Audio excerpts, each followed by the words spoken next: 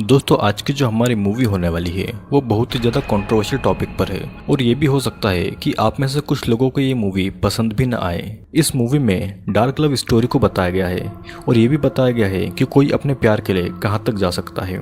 तो चलिए आइए वीडियो में आगे बढ़ते हैं। शुरुआत में मूवी में हमें एक लड़की दिखती है जो कि प्रेग्नेंट थी और वो अपने पेट पर हाथ फेर कर अपने होने वाले बच्चे को महसूस कर रही थी और मूवी के इंट्रो के साथ ये सीन यहीं पर कट हो जाता है। नेक्स्ट सीन में एक 14-15 साल की एक लड़की समंदर के किनारे अपने कपड़े चेंज कर रही थी और तभी वहाँ से पास में से एक लड़का निकलता है और उसे बड़ी अजीब नज़रों से देखता है। अब अगेन ये सीन कट होता है और रात के समय ये लड़की अपने रूम में थी और अपने पेट पर हाथ फिरा रही थी। इस लड़की का नाम रिबेका था और ये अगले दिन उसी लड़के से मिलती है जिसका नाम टॉमी था। रिबेका अपने ग्रैंडफादर के घर पर वेकेशन बनाने आई थी जो कि जर्मनी में था और इस शहर से काफ़ी ज़्यादा दूर दराज वाले इलाके पर था और यहाँ पर रिबेका कुछ समय के लिए रहने के लिए आई थी। अब यहाँ पर टॉमी और रिबेका दोनों दोस्त बन गए थे और देखते ही देखते इनकी दोस्ती और गहरी होती जा रही थी और ये अपना ज़्यादातर समय साथ में ही बिताते थे। फिर एक दिन ऐसा आता है जो कि दोनों के लिए बहुत बुरा था। रिबेका टॉमी को ये बताती है कि उसकी मॉम अब से टोक्यो यानी कि जापान में जॉब करेगी जिसके कारण उसे भी यहाँ से जाना होगा, जो कि दोनों के लिए बहुत बुरा था क्योंकि दोनों बिछड़ रहे थे। और फिर जल्दी ही रिबेका टॉमी को छोड़कर चली जाती है। अब ये सीन कट हो जाता है और दूसरे सीन में हम एक यंग लड़की को देखते हैं जो कि फिर से जर्मनी आई थी और टॉमी को ढूंढ रही थी। ये यंग लड़की रिबेका ही थी जो कि 12 सालों के बाद टोक्यो से लौट रही थी। रिबेका सबसे पहले टॉमी की मॉम से मिलती है जो कि उसे पहली नज़र में पहचान ही नहीं पाती। रिबेका उन्हें याद दिलाती है कि वो वही रिबेका है जो कि 12 साल पहले यहाँ पर रहने के लिए आई थी। जिसके बाद में टॉमी की मॉम रिबेका को टॉमी का एड्रेस बताती है जहाँ पर वो अपनी गर्लफ्रेंड के साथ में रहता था। रिबेका टॉमी की गर्लफ्रेंड को देखकर खुश नहीं होती, लेकिन जब वो टॉमी से मिलती है तब वो सब कुछ भूल जाती है। दोनों एक दूसरे को देखकर बहुत खुश होते हैं और साथ में जब वे बातें कर रहे थे तब टॉमी की गर्लफ्रेंड रिबेका से जेलस होकर वहां से चली जाती है। जिसके बाद में रिबेका टॉमी को ये बताती है कि उसकी डिग्री खत्म हो गई है और वो एक सॉफ्टवेयर डिज़ाइनर है। और फिर दोनों बहुत देर तक बातें करते हैं जिसके बाद रिबेका अपने घर चली जाती है।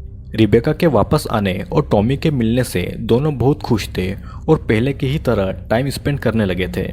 रिबेका टॉमी से सच्चा प्यार करती थी और उससे उनके बचपन की हर एक बातें याद थी और टॉमी ने भी दोनों के बचपन की हर एक चीज़ को संभाल कर रखा हुआ था। मतलब कि इन दोनों का प्यार सच्चा था और अभी भी एक दूसरे के दिल में जिंदा था। फिर एक दिन टॉमी रिबेका को ये बताता है कि वो एक बायोलॉजिस्ट है और वो एक एनवायरनमेंट एक्टिविस्ट के ग्रुप से जुड़ा हुआ है जो कि जानवरों की क्लोनिंग करके जानवरों की पॉपुलेशन को बढ़ाना चाहते हैं। अब जिन भी लोगों को क्लोनिंग का मतलब नहीं पता तो मैं उन्हें ये बता दूं कि क्लोनिंग जिसमें एक जानवर का हूबहू क्लोन बनाया जाता है और सीधी भाषा में कहूँ तो उनकी फोटोकॉपी की जाती है। मतलब कि अगर एक जानवर से दूसरे जानवर की क्लोनिंग की जाएगी तो उनमें ज़रा भी फर्क नहीं होगा, वो हूबहू एक दूसरे जैसे दिखेंगे और यहाँ तक कि उनके डीएनए में भी कोई बदलाव नहीं होंगे, मतलब कि दोनों के डीएनए सेम ही होंगे। जिसके बाद में टॉमी रिबेका को अपने क्लोन किए हुए कुछ कीड़ों को दिखाता है और उससे उनका ग्रुप ज्वाइन करने को भी कहता है और रिबेका तो टॉमी की हर एक चीज़ से खुश थी। फिर नेक्स्ट डे दोनों टॉमी की कार से जा रहे थे अपने एक्टिविस्ट ग्रुप में शामिल होने के लिए और रास्ते में रिबेका टॉमी से कहती है कि कितना अच्छा मौसम है, क्यों ना प्रकृति के इस नज़ारे का मज़ा उठाया जाए। और फिर टॉमी कार को वहीं पर रोक देता है। रिबेका पहले कार से उतरकर मैदानों की ओर बढ़ती है, लेकिन यहाँ पर एक ऐसा हादसा होता है जो कि रिबेका का दिल तोड़ देता है।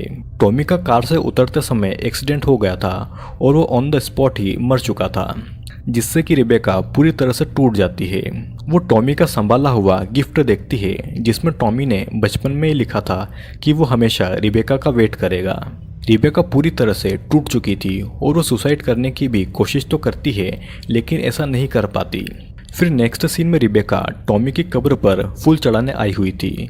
वो वहाँ पर फूल चढ़ाती है और फिर टॉमी के पेरेंट्स को अपने घर पर कुछ डिस्कस करने के लिए बुलाती है। रिबेका उन्हें कुछ ऐसा बताती है जिससे कि उनका दुख एक पल में ही मुस्कुराहट में बदल जाता है। दरअसल रिबेका ये चाहती थी कि टॉमी का क्लोन बनाया जाए, जिसके लिए उसे टॉमी के दोनों पेरेंट्स के स्किन के टिश्यू चाहिए थे। टॉमी की माँ पहले इसके बिल्कुल खिलाफ थी, लेकिन टॉमी के फादर उसे मना लेते हैं और वो अपने सेल के टिश्यू रिबेका को लाकर दे देते हैं, जिसे लेकर के रिबेका वापस टोक्यो आती है और रिबेका टॉमी के डीएनए से उसका क्लोन बनाती है और वो उसे अब अपने पेट में पालने वाली थी, जो कि वक्त के साथ धीरे धीरे बड़ा होता है और फिर समय आने पर ऑपरेशन के द्वारा रिबेका के बच्चे को जन्म भी दिया जाता है, जो कि असल में रिबेका का बच्चा नहीं बल्कि टॉमी का क्लोन था। वो रिबेका ने बस उसे अपनी कोख में पाला हुआ था और फिर रिबेका अपने बच्चे के जन्म के बाद में उसे वापस जर्मनी लेकर आ जाती है। रिबेका अपने बच्चे का पूरा ख्याल रखती है और वो अब धीरे धीरे बड़ा भी हो रहा था। रिबेका का बच्चा जब थोड़ा बड़ा होता है और बोलने लगता है तो वो बार बार रिबेका से अपने पिता के बारे में पूछता है, जिसके जवाब में रिबेका हर बार उसे टाल दिया करती थी। और हम ये देखते हैं कि रिबेका और उसके बच्चे के बीच में कुछ ज़्यादा ही क्लोज रिलेशन था। रिबेका ने अपने इस बच्चे का नाम भी टॉमी ही रखा था और ये हूबहू टॉमी के बचपन वाले रूप जैसा ही दिखता था। फिर एक दिन ऐसा होता है कि रिबेका टॉमी की फ्रेंड को अपने घर पर इनवाइट करती है, लेकिन वो उसके यहाँ पर आने से मना कर देती है, जिसके बाद में उस बच्चे की माँ रिबेका को बुलाकर ये कहती है कि वो उसके क्लोन बच्चे को उनके बच्चों से दूर ही रखे, जिसे सुनकर रिबेका को बहुत बुरा लगता है, क्योंकि रिबेका ये नहीं चाहती थी कि उसके बच्चे टॉमी को ये कभी भी पता चले कि वो एक क्लोन है। अब एक दिन होता ये है कि टॉमी के बर्थडे वाला दिन था। रिबेका ने टॉमी के सभी फ्रेंड को इनवाइट किया हुआ था, लेकिन किसी भी बच्चे के पेरेंट्स अपने बच्चे को टॉमी के बर्थडे पर नहीं भेजते और बेचारे टॉमी को अकेले ही अपना बर्थडे सेलिब्रेट करना पड़ता है।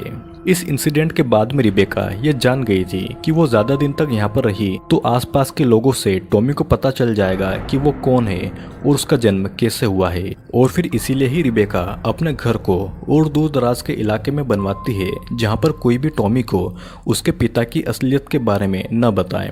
रिबेका वहीं पर छोटे टॉमी की पढ़ाई और बाकी की चीज़ें वहीं पर करवाती है, लेकिन छोटा टॉमी उससे बार बार अपने पिता के बारे में पूछता है, लेकिन हर बार की ही तरह इस बार भी रिबेका उसे टाल दिया करती है।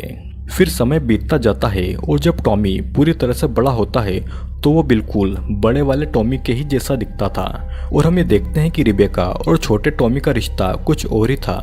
रिबेका को छोटे टॉमी की गर्लफ्रेंड से जलन होती थी, लेकिन अब टॉमी बड़ा हो रहा था और उसे भी बड़े टॉमी की ही तरह बायोलॉजी में बहुत इंटरेस्ट था, जैसे कि वो वही टॉमी हो जिसकी एक्सीडेंट में मौत हो गई थी।